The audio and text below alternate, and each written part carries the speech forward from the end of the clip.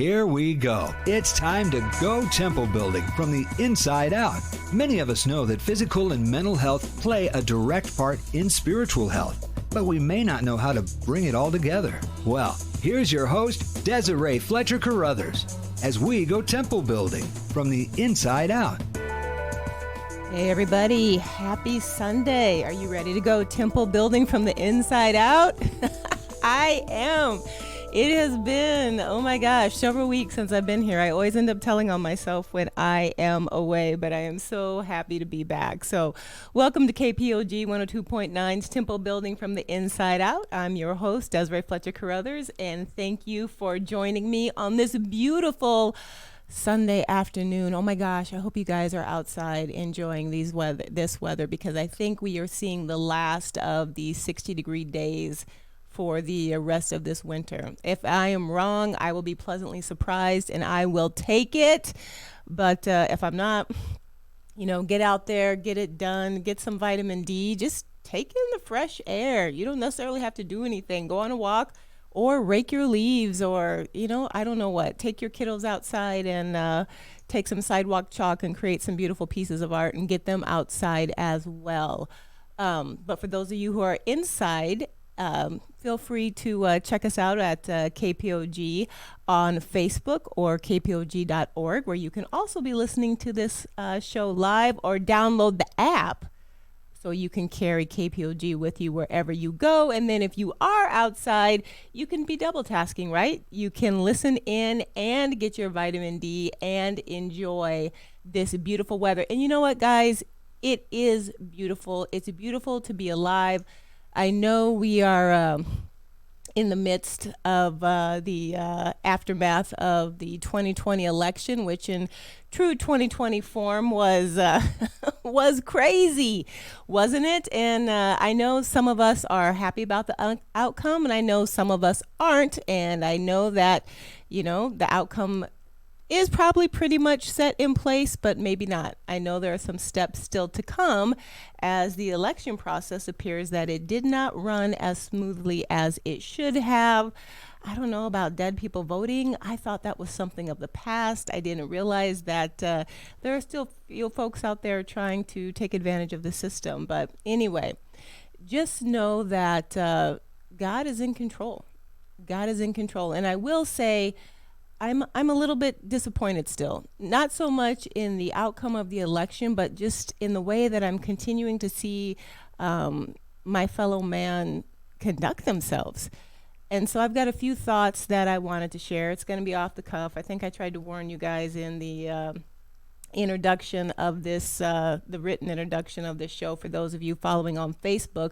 For those of you listening, hey, you're just going to get it. It's just going to be real talk, a little bit raw, just for the next couple of minutes. But I will put out the disclaimer that, my views and thoughts are mine alone. They do not represent KPOG or any of its affiliates or its board or any of that kind of stuff. So just know that what I have to say on over the next couple of minutes, or any of my programming, it's my thoughts and opinions that I'm bringing to you.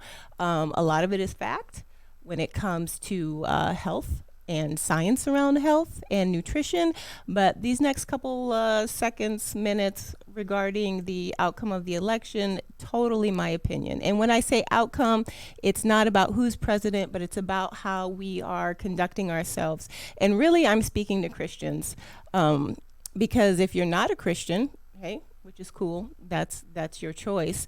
You're living by your own set of rules, whereas Christians have agreed to try to conduct themselves in a manner that would be pleasing to God. That's part of the role of being a Christian. And so you guys are the ones that I'm talking to, myself included.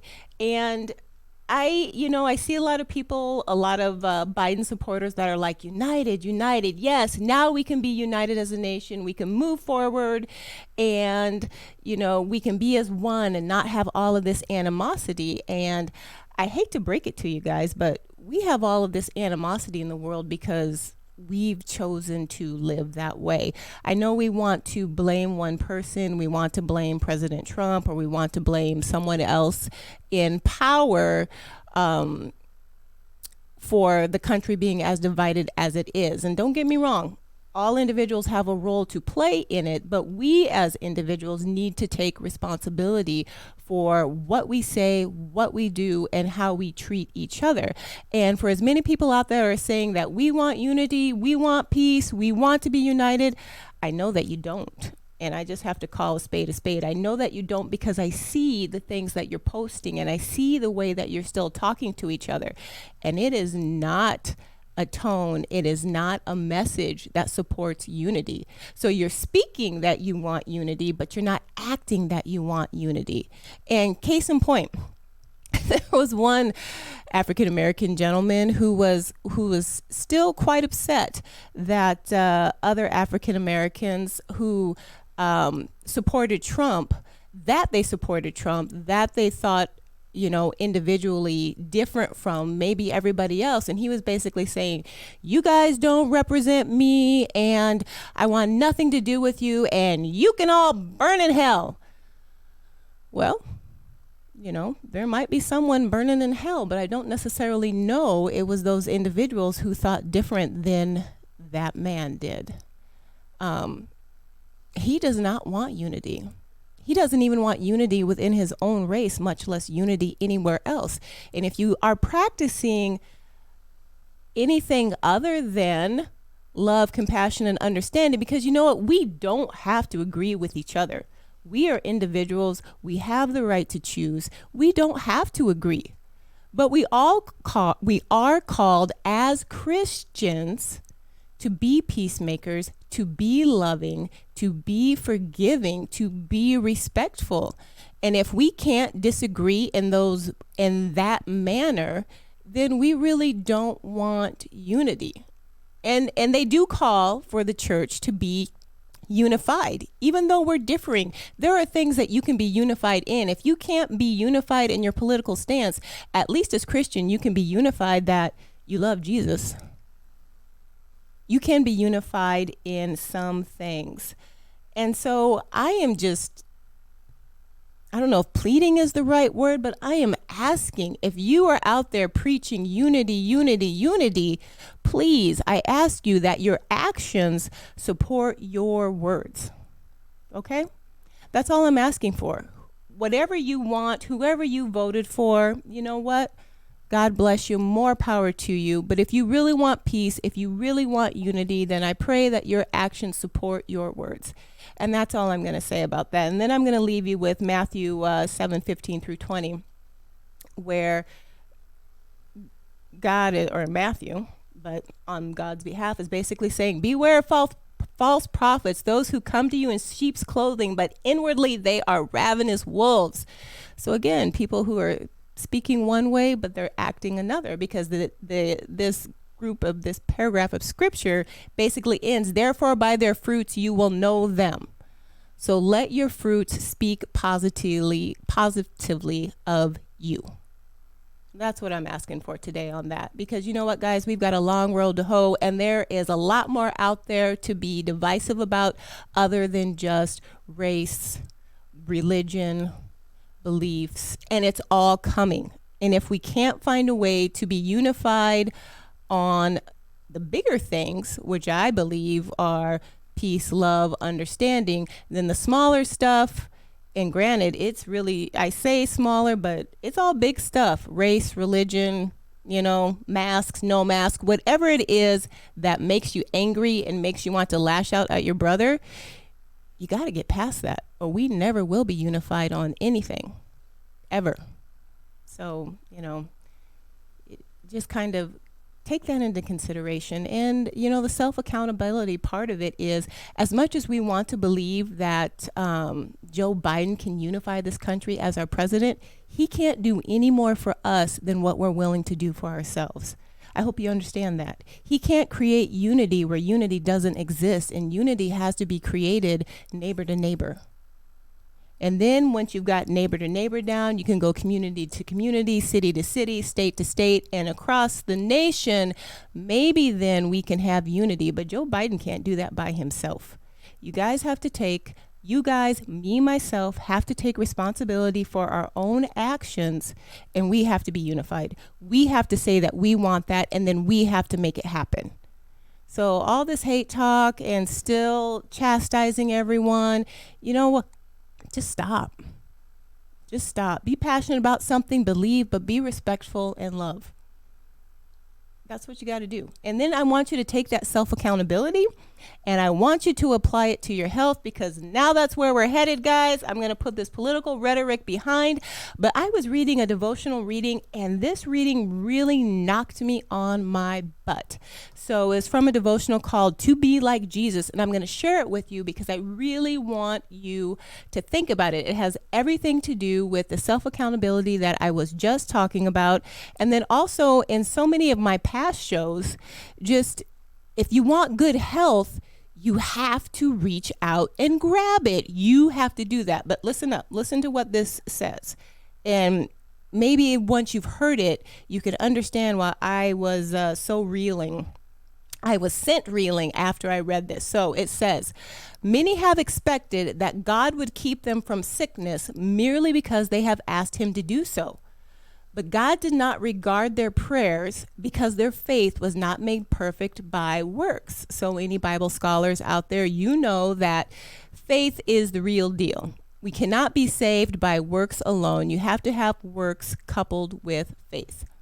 Not just one or the other, you have to have both. So this is saying God did not regard prayers from people to heal them from their sickness because their faith was not made perfect by works.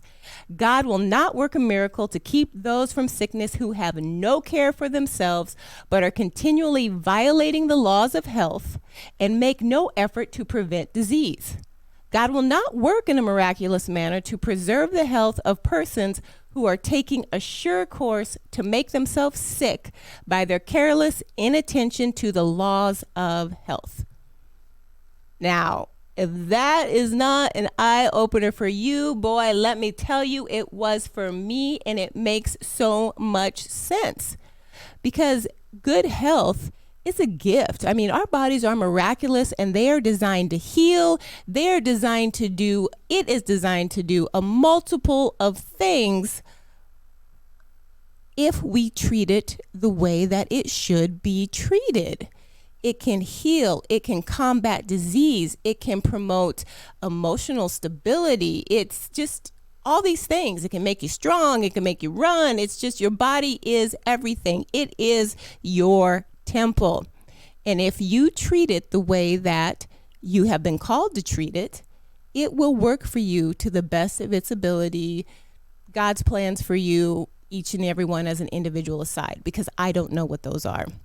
But I do know that basically what God is saying is that, or what this devotional is saying, is that if you continually mistreat your body, you don't provide it with the exercise that it needs, you don't provide it with the sleep that it needs, you don't provide it with the nutrient food that it needs, you don't provide it with the spiritual stimulation that it needs, he's not going to answer a prayer where you're like, well, I'm sick, Lord, give me health. Because even if he gave you health, you wouldn't keep that health because you have not developed any of the habits or put in any of the effort to maintain that blessing. So why would God give you a blessing that you're going to squander? He's saying you got to put in some of the work. This is you and I together. I'm in it with you, but I'm just not going to do everything for you. And that's pretty much the gist of the relationship with God, period. If you want God to show up in a miraculous way in your life, if I want God to show up in a miraculous way in my life, I have to do my part and you have to do your part. And health is part of that. And I can't say it any more plainly than that. You've heard me say, well, you know, especially with regard to COVID, everybody's wearing masks and they're putting on gloves. And yes, okay, I get it. It's necessary to slow it down in instances. I get it. And I am not a fan of mask wearing, but I get it. And I have to respect the individuals who are fans of mask wearing. And there are instances where you have to wear them. Okay, I get it. But you know what, people? Mask wearing and gloves not going to save you from a virus that can travel anywhere and everywhere. It can only slow it down. Are you guys catching that phrase? Slow it down. Cannot protect you. Do you know what can help protect you is a strong and healthy immune system. And I have talked ad nauseum over the past year about building up your immune system and the things that you can do and the tools that you can put into play, but you have to do it. You have to eat well. You have to sleep well. You have to provide your body with the things that it needs to support a strong immune system. So if you are exposed to COVID, your body has a fighting chance to battle it, to deal with it, to build up natural immunity, and then you move on with your life. If you choose to get vaccinated, which that's a whole nother story, and I'm not going to get into that, but really do your homework. Really do your homework, because I'm concerned about what's coming down the pike in these vaccines. But if you choose to, how much better will your body respond if you've already been putting in the work to build up your natural immunity? How much better would it? Just ask yourself. I want you to really think about that. I know you've heard me say this before. If you've listened to me, if you've never listened to me, you're hearing this for the first time. And I also know that, you know, we as humans have to hear something sometimes upwards of 3 to 5 times before it sinks in. So I'm just going to keep saying it. I'm just going to keep throwing it out there until it sticks that you guys have to do your part. And this devotional little excerpt that I just shared with you has really driven home that I have to do my part and you have to do your part, because I may have to call on God one day for a miracle because something just did not go right. And I don't want the fact that I didn't do my part to be a stumbling block for the Lord as to whether or not he's going to show up and deliver. I don't want it to be me that the Lord said, well, you know what? You just didn't do, Desiree, what you were requested to do, what you knew you needed to do. And so therefore, I just can't do for you what I want to. So you guys think about that. I'm going to think about that. I've been thinking about that. That's why I wanted to share that with you today. So, and I know I've started this show really heavy. I don't like to be heavy. I really don't. I want to talk about, I don't know, more geeky things about health and nutrition and just have a little fun with it. I don't know, maybe make some people laugh. If you listen to my flatulence show, maybe that made you laugh. I don't know. If not, go back and check the archives. You can check out my group on my community on the KPOG Facebook page, Temple Building from the Inside Out. But, you know, I do like to have a few laughs every now and again. And so I think this next part, the next couple minutes of my show, for those watching on Facebook, you see I had to put on my cheaters so I can read what I wanted to read here. But check this out. I have an issue of Women's Health here in my hands. Actually, it's not Women's Health. It's Women's World. It's Women's World. It's the October 19th edition of their publication. And for the most part, I don't read these magazines at all. I mean, I kind of look at them when I'm in the grocery line, but I don't read them. But there was a headline here that caught my attention, and I was like, I have to see if what they're saying is really true, if it's worth it. And the headline was Alkaline Cure for Stubborn Fat. Alkaline Cure for Stubborn Fat. And who wouldn't want to buy that publication? Because how many of us have stubborn fat? You know, I can raise my hand, especially when I'm competing. It likes to be stubborn when I need to lean down. But spoiler alert, before I get too far down the road, because I know that you know, people tune in and out. I have to say this, if I'm being real, most of the stubborn fat we have is because we are stubborn, is because we are impatient, we are stubborn, and we don't want to do the things we need to do to get rid of that stubborn fat. But hey, you know, this alkaline cure could be exactly what I need. Maybe it's what you need. So I wanted to take a look at this article and and see if what they're saying has any merit to it or if it's just another marketing ploy. So that's what we're going to do here. It says common foods neutralize acid that blocks weight loss so you melt 15 pounds a week. 15 pounds. Can you believe it? You know what I'm going to say? I'm going to call BS on that right there. I am going to call it 15 pounds a week. If you are extremely overweight, maybe. And maybe you could lose 15 pounds once in a week. Maybe. And that is the biggest maybe on the face of this earth that I could give you. But week after week after week, without medical supervision and without exercise being a part of that, I am calling BS. But let's go. Common food neutralizes acid that blocks weight loss, so you melt 15 pounds a week. All right, let's see what they have to say. Mere months after raving about a visit to Europe's famous Viva Meyer medical spa, actress Rebel Wilson has transformed her body, reportedly shrinking by 4 sizes. Can the rest of us follow her lean and glowing lead? I don't know. Can we? Let's find out. According to Viva Meyer diet author Harold Stozier, MD, the strategy at the heart of his clinic's approach is super easy to use at home. You simply eat foods that help shift your internal pH level in favor of fat burning and radiant health. Among the many American experts who back him up is Get Off Your Acid author Daryl Joffrey. I think that's what it is. Sorry, I can murder a name like nobody else. Joffrey, who's a DC, so that's Doctor of Chiropractic. Dr. Joffrey notes that when we help our bodies maintain a pH that's slightly alkaline, every cell and system functions better, so energy and well-being soar. It also stimulates the release of stubborn flab. Women can drop from 5 to 15 excess pounds a week. Well, Dr. Stozier and Joffrey, I do agree with you about an alkaline diet and having a more pH balanced system. This whole 5 to 15 pounds a week, maybe in a week once, and again, that's a very, very extreme result, but a week over multiple weeks, no. I'm still calling BS on that. But let's figure out why they think this is going to happen. So, turns out today's world is highly acidic. That is true. Our Western diets, highly acidic, highly processed, high sugar. That I agree with. Everything from processed foods and huge portions of meat and cheese to environmental toxins and stress hormones cause acid to build up inside us. Again, I agree. That's true. Because too much acid makes us sick, our systems work hard to reduce it, often pulling acid-neutralizing minerals from wherever they can, like calcium from our bones and cartilage and magnesium from muscles. Again, that's true.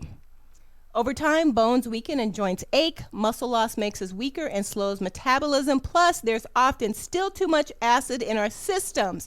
When that happens, a key way our bodies protect us is by using fat as a buffer.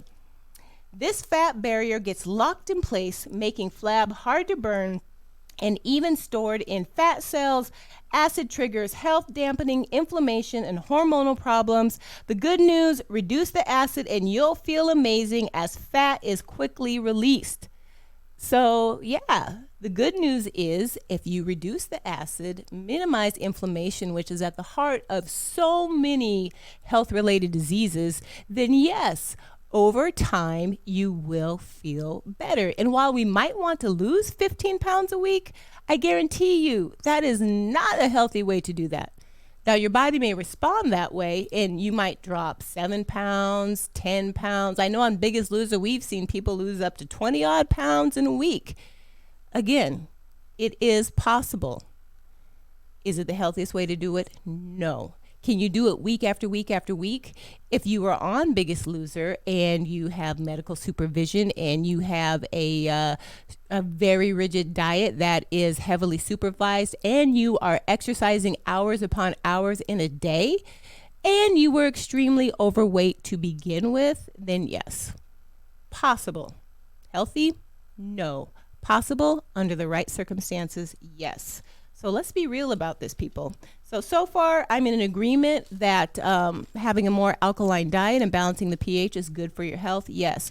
All these claims about quick weight loss and it's just going to fall off and, just do this thing and you'll be great. Well, you also have to ask yourself, say you do lose the 5 to 15 pounds in a week. How long are you going to be able to maintain what you're doing? And will you be able to keep that weight off? Those are questions you always have to ask yourself anytime you approach a new diet regimen. So I charge you guys with that. We're going to read on here. Making alkaline magic is what it says. Alkaline foods that help the body create an optimal pH can be found at any grocery store. Colorful veggies, potatoes, ripe fruit, and fat-rich plants like olives, nuts, and avocados, all examples of alkaline foods. I'm going to say yes, I agree with that. For best results, make these your staples. It's equally important to limit acidifying options like coffee, sweeteners, refined grains, animal products, and processed junk. Try not to have them every day and always pair them with at least 2 servings of alkaline foods so you have plenty of nutrients to balance excess acid. If you do, there's evidence chronic inflammation will be relieved, leading to improvements in aches, pains, brain fog, even diabetes, and heart disease. A Tufts University study found that older adults with the most alkaline diets have significantly more muscle than those with acidic diets. And University of Texas research found a more alkaline pH is associated with a whopping 52% lower BMI. So being more alkaline leads to optimal health. And Dr. Storzier, who is one of the supporting participants of this article, hasn't seen a single person not end up with a much flatter stomach. Well, yes, if you lose weight and lose body fat, you are going to have a flatter stomach. So what the takeaway here for me is there's a lot of marketing here. So they catch your eye. They catch your eye. You want to bust through the stubborn belly fat. We all want that. And so they're going to give you a buzzword and term to help suck you in because you think you've never seen it before. You think you've never done it before. And odds are, if you have at any point in your lives ever just tried to have a lower processed food, lower sugar eating regimen, you have practiced a more alkaline diet. Maybe you didn't do it consistently, but you've at least practiced that aspect. And I'm glad, I'm actually glad, even though I'm called BS on a few things on there, I've agreed with a large part of what the article was saying. And I'm actually glad that they threw it out there because people probably don't even think about body pH. And there are different levels of body pH, and there's a certain level, especially with the pH of the blood, that you can't impact, you don't want to impact, because that's intrinsically intertwined with your overall internal health. But as far as your overall pH outside of that, and the acidity that we're bringing in through sugary drinks, high sugar foods, processed foods, again, which have high sugar, those do impact the composition of how much acid is going on in your body. And so you might ask, well, what's pH? What's a good pH number? How do I measure that? Well, you can get pH strips. You can order them. It's a pretty easy test. It's a pee test. You urinate on the strip, and then based on, depending on the type of test you have, if you have a doctor's office that you can take it to, or a chiropractor's office that you can take it to, or that they can give you the strip and help you analyze the color of the strip, it'll tell you how pH or acidic your body is. And so we roughly want to be on a scale of 1 to 10, we roughly want to be at a 7, or really like a 7.3. That is a balanced pH body. And if you're higher than that, then you're acidic. If you're lower than that, then your base might be a little too high. So you want to be in the middle. So slightly alkaline. And so when you are either lower or higher than that median, your body is going to constantly work to correct it. it wants to be in that median. So it's going to continue to move things around in your body to combat the excess acid that's in there. So I kind of referenced earlier, based on what we read in the article, that it can leach minerals from your bones to help bring you into balance, which, you know, if it's leaching minerals from your bones, then you have a weaker bone structure, which as we age, we don't want that.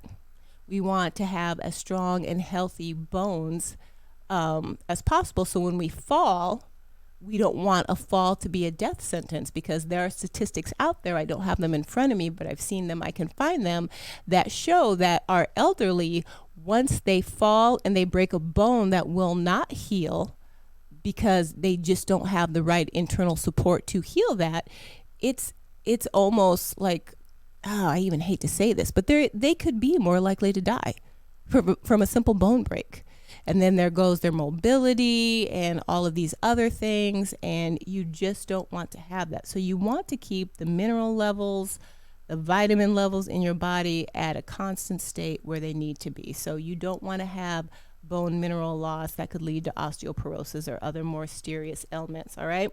And then, of course, like I said, inflammation of the joints and the muscle, all of these things can be damaging to your long-term health. And just to kind of give you an example of how acidic our foods can be and how much work it takes to neutralize them. So let's take a can of pop. And I don't even drink pop anymore, soda, whatever you call it, very rarely. I might have some every once in a while. I'll admit it, I do on occasion, but I just don't stock it in my house so I can have one every single day. It really doesn't even taste great to me, but the fizzy water, carbonated water, sometimes that gets me, that hooks me. And I know it hooks a lot of you too. That's more what we want, sometimes even more than the caffeine, is just that carbonation. But anyway, say you have 16 ounces? Is that your standard can of soda these days? 1 16-ounce can of pop, it can take up to 8-ounce glasses of water to neutralize the acid that you just put into your system. So for that one fizzy beverage, you're going to have to drink a whole lot of water to help your body out and to move the acid out of your system. Also, if you're an athlete, I mean, this is going to be important to you too, because the more eating, I should say eating an alkaline diet, or eating a diet that's higher in alkaline foods, is that you reduce your muscles, or when you're too acidic, you reduce your muscles' efficiency and you have to spend more energy on every muscle contraction. So having a pH balanced diet is going to make your muscle use more efficient. So from an athlete perspective, that's something that you're going to want to keep in mind. And yes, the more plant-based diet you have, keep your meats in moderation. I know that's not popular. I know I have listeners that are all about the meat, and I've even seen more evidence about just a protein-based diet for individuals that have autoimmune diseases. That's interesting. That research is coming more and more. And again, that's an extreme case, because if you have an autoimmune disease and your gut's out of whack, there's a lot of things out of whack. So sometimes extreme cases call for extreme solutions. But if you're not in that extreme, then don't get extreme. And even if you eat a more acidic food like lemons, it's a natural food. So once digested, it becomes a more alkaline forming food. So just because you ate something acidic that is natural doesn't mean it is going to be highly acidic in your system. So there's a lot more to this discussion than what I've got time to actually cover today. But in a nutshell, this is a plug for eating clean. Eat your vegetables, eat clean meats. If you can do 100% grass-fed, that's great. Read your labels. There is a difference between grass-fed and grass-finished. If you see a meat that says it's grass-fed, then that animal did receive some pasture time, but it could have been grain-finished. And maybe that makes a difference to you. Maybe it doesn't. If it's grass-fed and grass-finished, that means that that animal was 100% out there, free range, eating grass, did not receive grain. So depending on how important that is to you, just one little trick of the trade, another little trick of the trade for you to pay attention to. So lots of fresh vegetables as you can. If you can't do fresh, go for frozen over canned if that's a possibility for you. Try to take part in lean meats, grass-fed if you can. Cut out as much processed food as possible. Lower your sugar, where you can. I'm not trying to be, just a food. I'm just going to use the word Nazi. I'm not going to be very PC here. I'm not trying to be a food Nazi there. Because we do like our treats sometimes. I do too. Love cookies. In fact, I just had some the other day and my daughter made some. So, limit your sugar, moderate it as much as possible. Try to cut out the sugary drinks as much as possible. Limit your amount of caffeine. Just eat a balanced diet and you're going to have an alkaline diet. So as much as we want it to be sexy and exciting and, something new that we're trying, really all you're doing is eating clean, folks. So a lot of thoughts today. Like I said, it was going to be off the cuff. It really didn't have any rhyme or reason to it, but just things on my heart that I wanted to share with you. So I hope that you enjoyed what I have shared with you today. As always, if there's something that you have questions about or you want to learn more about, shoot it my way. If I don't know the answer, I am happy to look into it for you and or find an expert that can answer more of those questions. So until next time, remember, your body is a temple, so let's build it.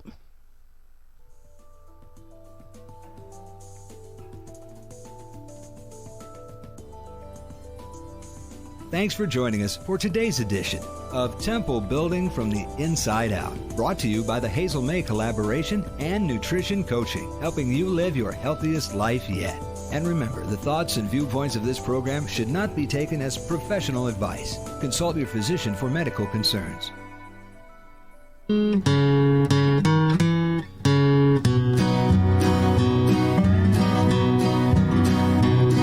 Deliver my soul, Lord, from lying lips and from a deceitful tongue.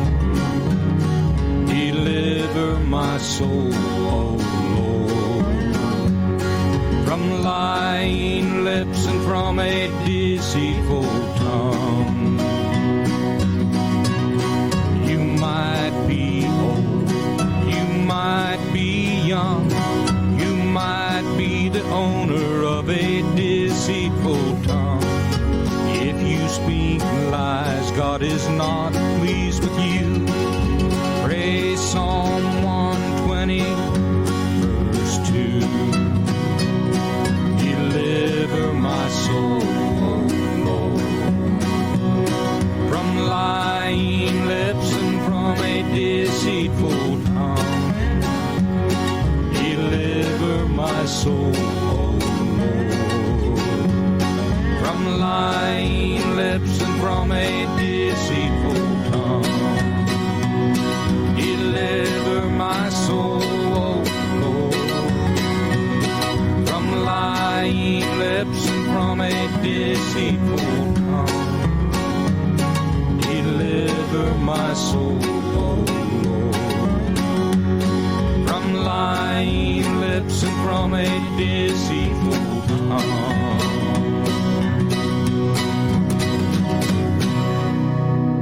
KPOG, the power of God.